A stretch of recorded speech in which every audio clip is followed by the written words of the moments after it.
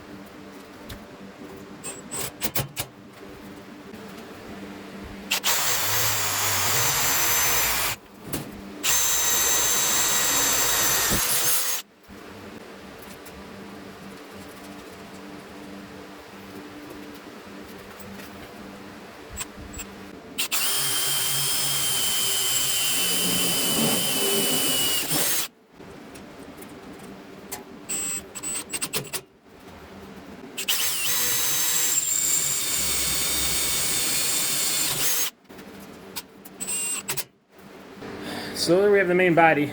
Now we've got this front lip attached, and we have to put the top on up here.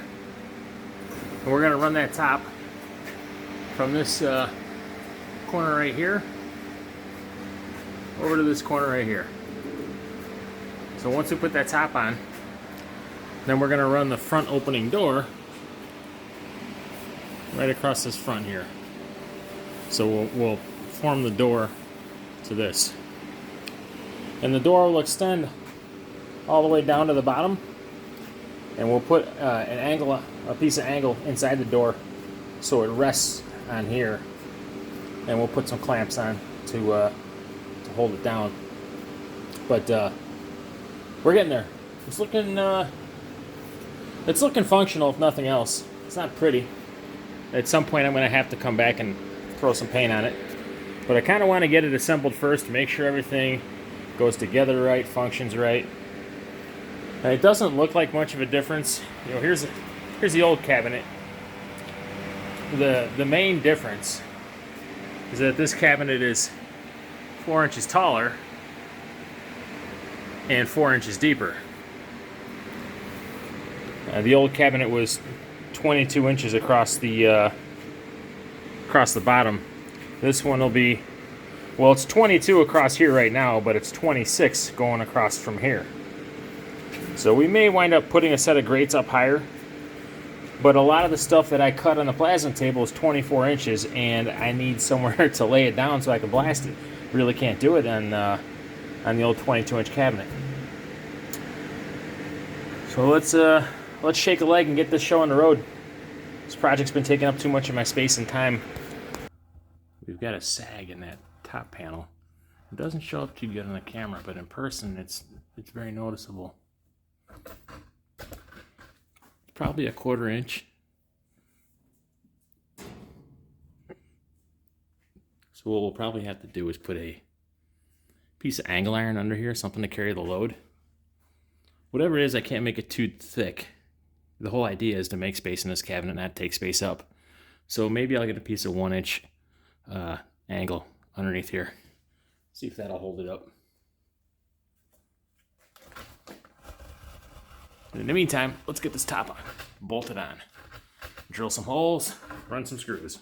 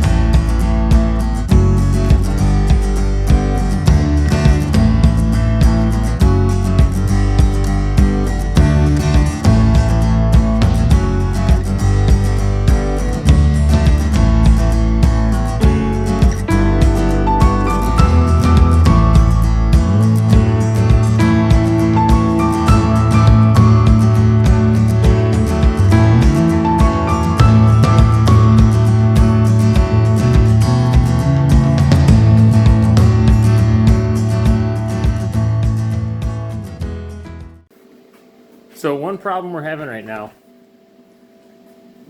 this sticks up about a 1/2 inch into the glove holes, you know, where you put your hands through. So what I'm going to do is take about 1.5 inches off the top of the glove hole plate. I've got room to do it, so let's go ahead and get that cut out, and then we'll be able to get started making the door.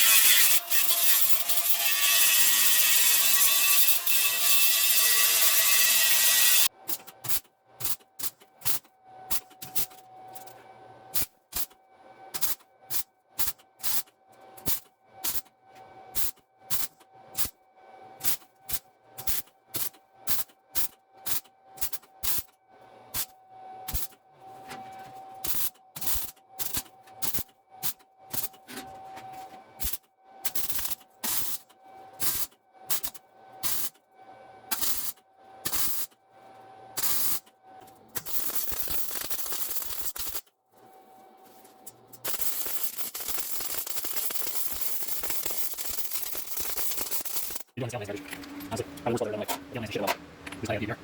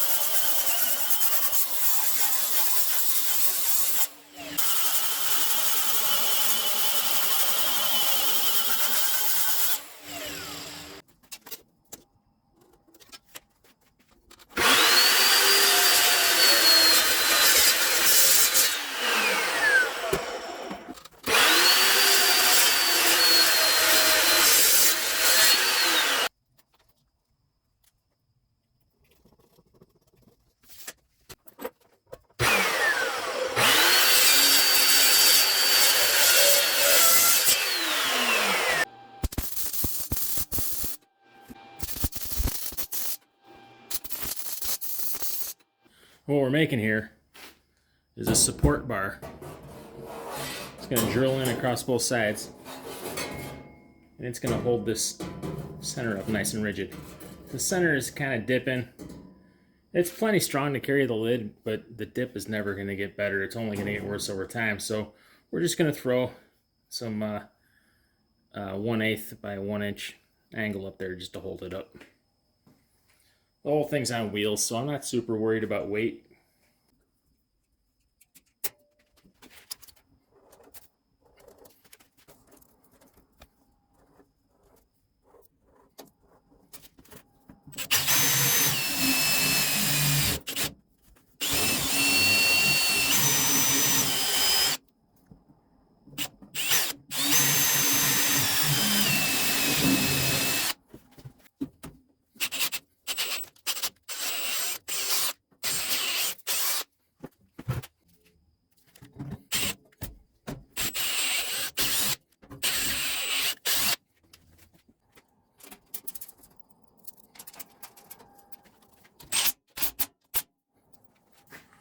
Okay, and now we have a strong enough roof structure to support the hinge for the front door. And since we're using a piano hinge, we definitely needed something that had a little bit of strength. Using one of these bad boys, it's going to go most of the way across. And we'll do the same thing with this hinge. We'll drill it out, we'll tap it.